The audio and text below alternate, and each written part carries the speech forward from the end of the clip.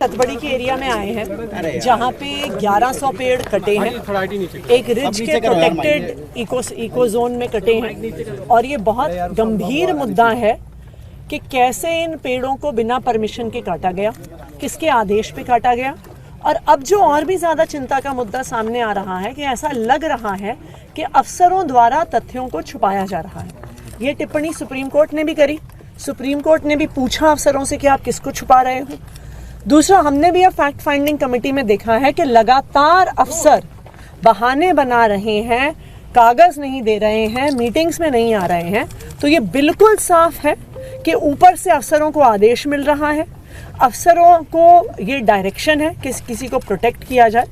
लेकिन ये दिल्ली वालों के लिए बहुत चिंता की बात है कि दिल्ली में जब हम हीट वेव के बाद अभी निकले हैं, दिल्ली में जब इतनी पोल्यूशन की समस्या है, तो दिल्ली के सेंसिटिव इकोसिस्टम्स में अगर इलीगली पेड़ काटे जाएंगे और हाईएस्ट अथॉरिटीज द्वारा सैंक्शन होगी तो फिर दिल्ली वालों के इंटरेस्ट को कौन देखेगा। मैम 12 तारीख को सुनवाई है, क्या सुप्रीम कोर्ट में क्या आप लोग अपनी रिपोर्ट भी सौंपेंगे? बिल्कुल, हम सुप्रीम कोर्ट को अपनी फैक्ट फाइंडिंग कमेटी की जो रिपोर्ट है वो सामने रखेंगे।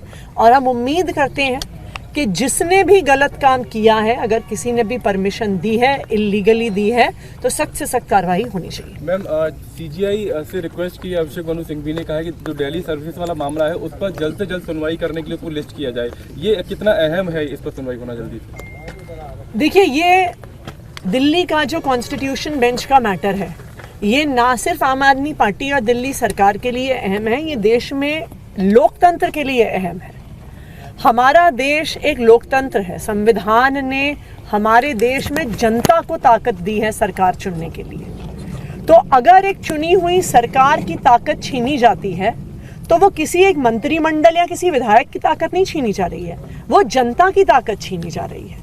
और इसलिए बहुत ज़रूरी है कि अगर हमें इस देश में लोकतंत्र की रक्षा करनी है, जनता के जनादेश की रक्षा करनी है, तो दिल्ली के सर्विसेज कानून पर GNCTD अमेंडमेंट एक्ट के कॉन्स्टिट्यूशनैलिटी पे हेयरिंग होनी जरूरी है। सर जी, एक सवाल आपसे, कल डेंगू को लेकर आपने मीटिंग की थी कि बरसात का मौसम है, क्या कुछ लेकर तैयारी थी?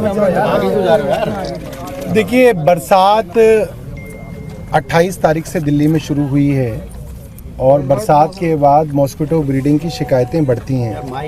तो पहले तो सभी एजेंसीज़ को, चाहे वो फ्लड हो, चाहे वो PWD हो, चाहे वो MCD हो, NDMC हो, कैंटोनमेंट बोर्ड हो, सबको कहा गया है कि आपके अधिकार क्षेत्र में जो ज़मीनें आती हैं, एरियाज़ आते हैं, वहाँ पे मॉस्किटो ब्रीडिंग ना हो, ये इंश्योर किया जाए। दूसरा, अस्पतालों को कहा गया है कि डेंगू से संबंधित जो दवाइयाँ चाहिए, IV फ्लूइड चाहिए, इलेक्ट्रॉल पाउडर वगैरह चाहिए, इलेक्ट्रोलाइट चाहिए, इन सब की पर्याप्त मात्रा के अंदर अवेलेबिलिटी हो, ये इंश्योर करें। मच्छरदानी इंश्योर करें।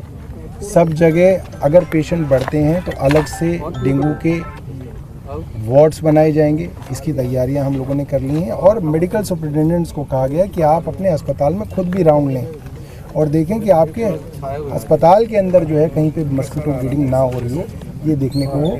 जो एजुकेशन डिपार्टमेंट है उनको कहा गया है कि वो स्कूलों को निर्देश दें कि बच्चे जो है पूरी आस्तीन के जो है कमीज़ पहने, पतलून पहने, ताकि जो है बाहर जो है स्कूल में उनको मॉस्किटो बाइट ना हो। बच्चों को एक होमवर्क देने के लिए भी सलाह दी गई है कि उनको एक वीकली होमवर्क दिया जाए कि बच्चे खुद अपने घर में इंश्योर करें कि वहाँ पे कोई ब्लीडिंग ना हो। Thank you sir.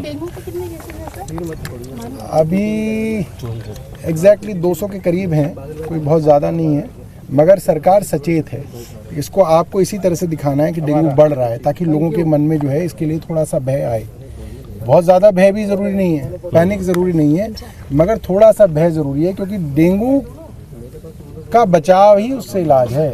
आप मॉस्किटो ब्रीडिंग रोकें, यही इसका इलाज है। जैसे ब्रीडिंग अगर बार-बार कोई होगी, किसी से ये था कि इसका चालान अमाउंट जो है, असल में वो काफ़ी दिनों से वो फाइल हमारे यहाँ से तो गई हुई है, करीब साल हो गया, मुझे तो याद है कि हमने उसके अमाउंट को 5000 करने का जो है वो रिकमेंडेशन किया हुआ है, मगर वो कहीं किसी डिपार्टमेंट के किसी चीज़ के अंदर जो है अभी है, होपफुली हो जाएगी।